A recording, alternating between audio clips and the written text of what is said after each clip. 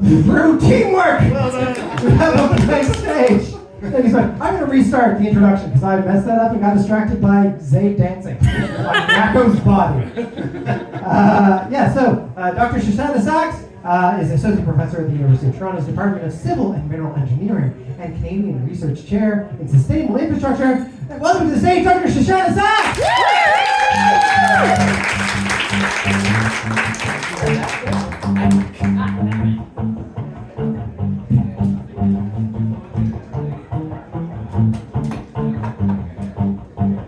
Welcome, Dr. Saxe. Hello, thank you for having me. So our first question is going to be the very broad question. What are you working on? What kind of work do you do? I work on what future we should physically build. So what infrastructure projects, building projects are the right ones, and how should we build them? Okay, and give us an example of something that we should be building in art. Well, we should be building a lot more public transit and a lot less highways. I agree. Wow. It sounds like we have a crowd that's in Toronto. Let's try the question the other way. What is something that we are building that we shouldn't? The Highway 413. Same idea. Yeah, still based largely on transit is our transportation. Yeah, so I did transportation originally, and now I do city scale. And it turns out that there are a lot of buildings in cities, so I had to also start working on buildings.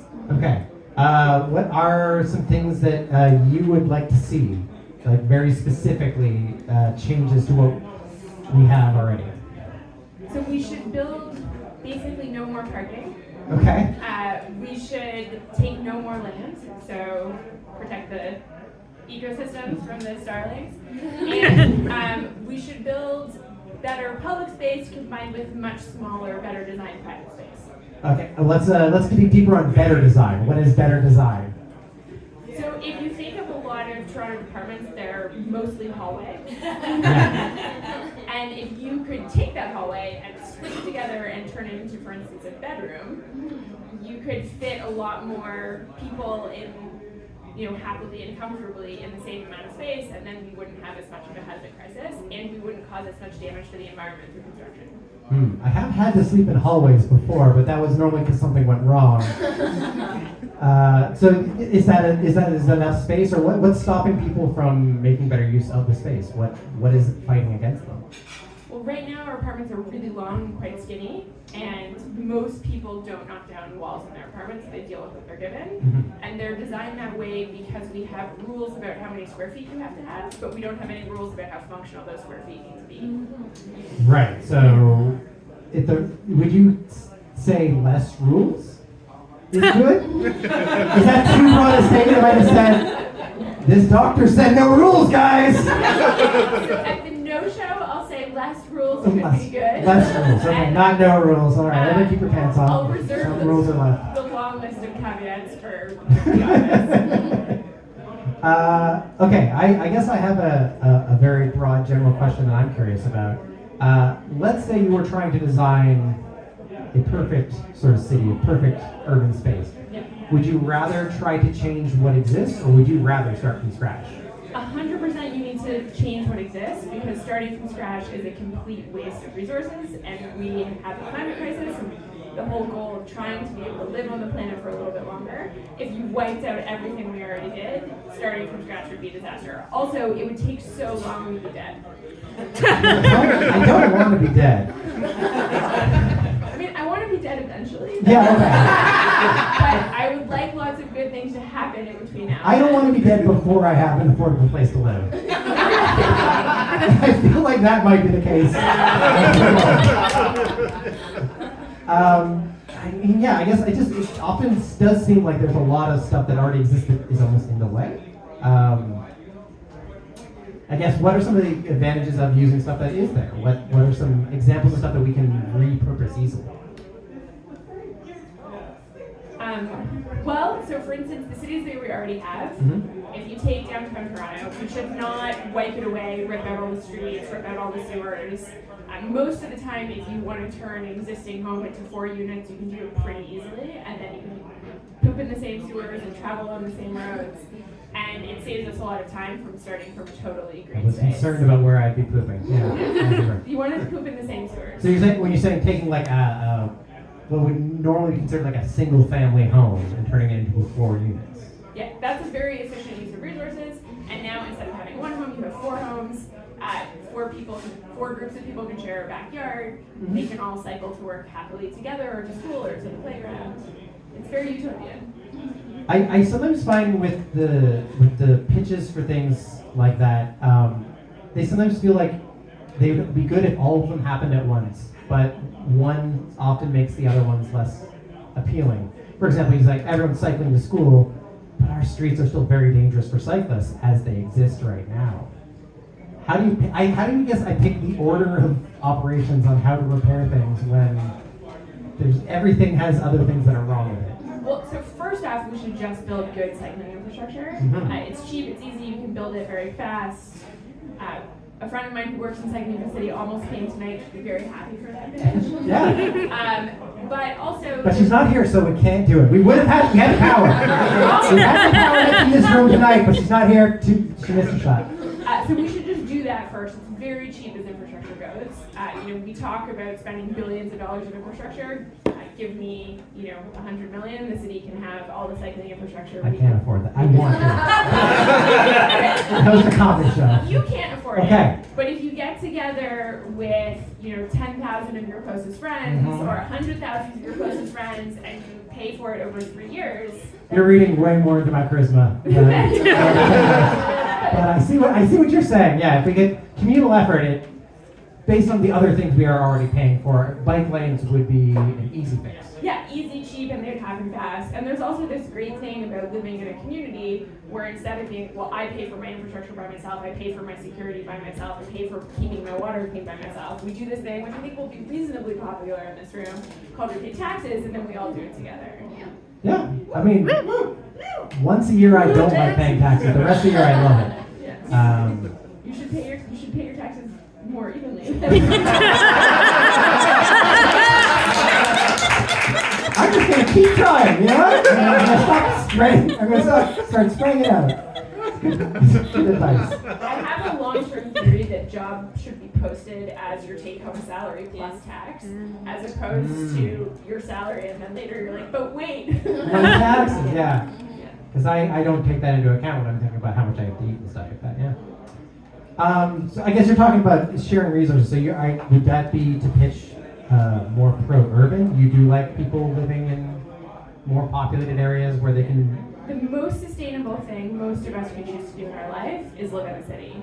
Okay. The impact of someone living in a city compared to somebody living in a suburb, it's like night and day. I feel like everyone agrees with suburb, and then you go that extra step further and people start talking about rural living, and they start to at least feel like they're doing less of an impact. Well, are they a farmer? They wear plaid? So if they just wear the outfit, Okay. probably their impact is still higher. Pretty high, okay. But if they're a farmer, it has food. Yeah. But so farmer and urban is basically Drinking Labatt, riding a mechanical bull, not enough for you. No, not enough. Okay.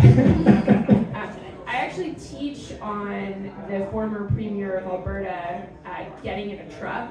So the Globe and Mail ran an op-ed a few years ago, trucks are destroying the world. Sure. And he was like, trucks are from Alberta. Like, real men in Alberta drive trucks. That was a lot. Yeah, it felt like more of an identity than a plan. Yeah. I mean, if you're filling the truck with food. Do you know the stats on how often pickup trucks are used to haul? Back pocket? No, but I'd love to hear them. So most pickup trucks haul less than twice a year.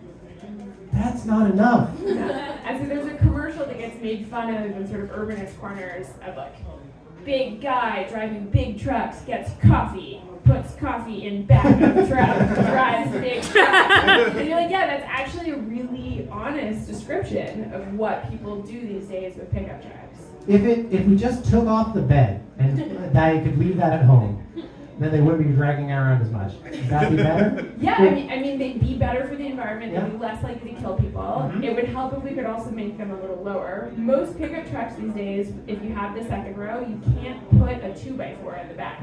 So like, you actually can't use them. So if you're a farmer and you're like actually using it to haul, or you're driving your horse around from the factory or a water sample. Thinking of a specific scientist in the audience. I like how you ingratiate yourself so clearly. I know my audience right away.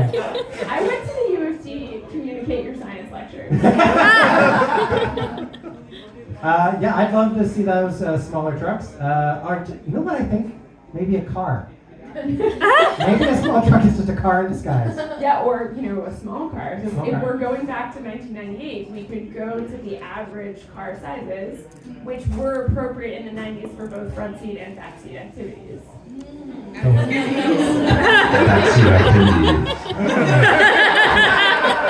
I almost missed that. Thank you, Zay.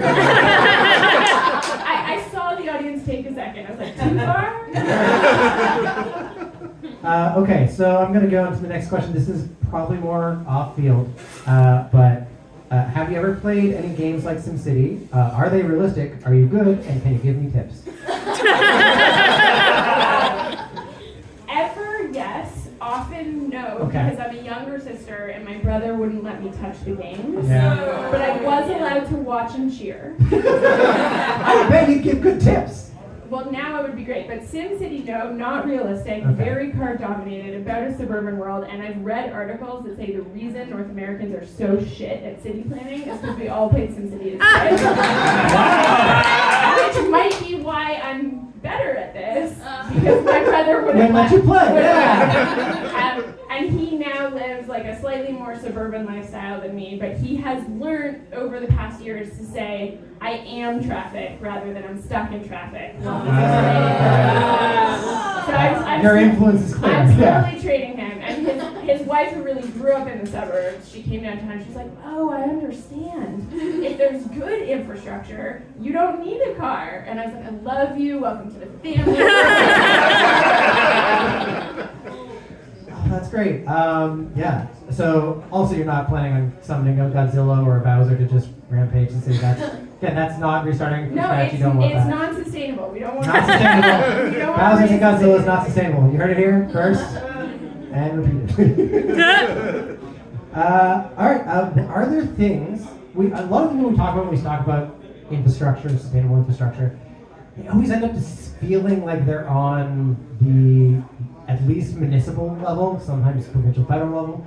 Are there things that people can do on an individual level to help? Vote. Yeah, voting is always good. You only get to do that every once in a while, though. Talk to your elected officials. You would be surprised at how easy it is to focus the attention of an elected official on an issue, because they're doing way too many things at once. Mm-hmm. And so people are like, no, pay attention to this thing. They're like, okay. And so if you say that to them enough, you can have a really big difference. You need to show up and have the conversation. And so if you're complaining about it with your friends, but you're like, oh wait, I never actually mentioned this to somebody in power, send the email, make the phone call. That makes a really big difference. But also, I was going to say we jangle our keys to get their attention, but we don't want to have cars, people. Yeah. Throw away the keys. your bike lock key. Jangle your bike lock. Get their attention.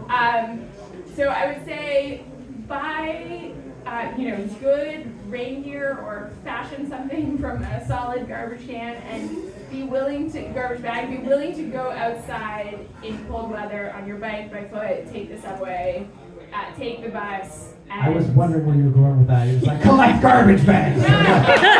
Dress for the weather. Dress for the weather. And go outside. You don't have to go everywhere by car. Most of the time, especially in the city, you have another option. So use your road, use your voice, use your money, and it has to come from investments at the top end. But you have a lot more power to influence those than anybody else, especially if you get together with your 10,000 or 100,000 closest friends. I'll invite them. They said they were coming on Facebook, but then it's only a really small room. And I mean, we've seen just this week, and Greenbelt was already referenced once today. Was that this week or last week? Time is weird, but it was recent. It was recent. The reversal in the Bell. I mean, that is unimaginable that was. Yeah. It was spectacularly bad policy. It was not at all facts-based, but also it seemed completely obvious that they would just do it anyway, and now they're not doing it. Yeah. I mean, honestly, it was so blatant, I kind of felt like, shame isn't going to work here. But shame worked. Yeah. The power of shame. Yeah. And getting caught in a massage parlor in Vegas. I missed that bit, but again, great. Thank you for catching that. Is there anything that I haven't asked you or haven't brought up that you really want to tell this lovely room of people? We have the tools to fix these problems. We don't need to wait for new technology, and it's not coming in any relevant timeline. We can do it now. We're bike lanes, bus lanes, reasonable density, and we have a much, much better world and much better cities. To run